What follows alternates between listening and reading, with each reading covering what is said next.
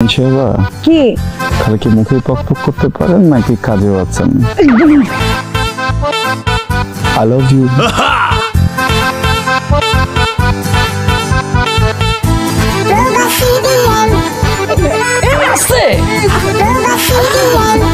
এদিকে না না না তুমি কি এই বরাবর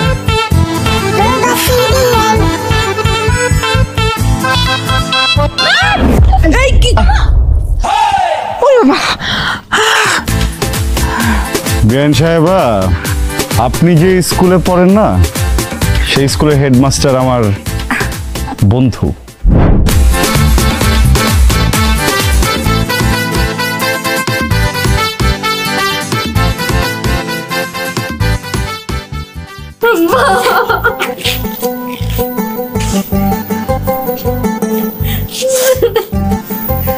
বাবা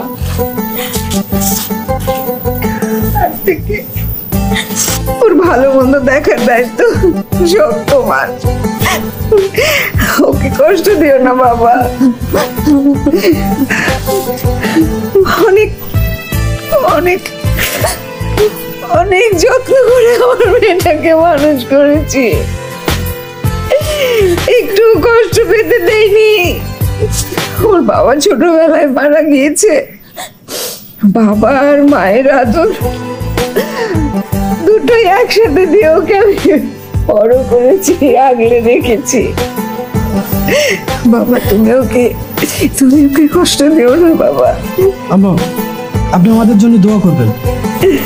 বিআইন সাহেব, আপনি মনে করেন যে আপনার মেয়ে আমাদের বাড়িতে বেড়াইতে যাচ্ছে, আপনি যখন বলবেন আপনার মেয়ে এসে আপনার সাথে দেখা করবে। আর আপনি যদি চান আপনার মেয়ের শ্বশুর বাড়ির সবাই আপনার বাড়িতে আসবে, সবাই একসাথে এসে হাজির হবে।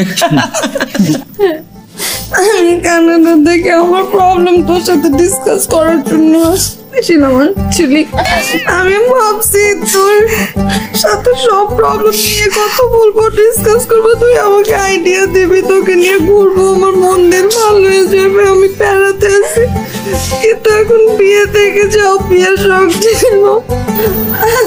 আমি কেন বাংলাদেশে চল হাট পারবো না, আমি কি বেড়ায় আসছি।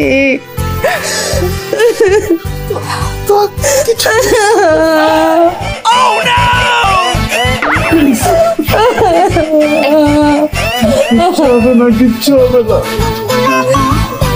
আপনি কান্নাটা থামান, আপনি কানলে না আমিও কান্না থামাতে না।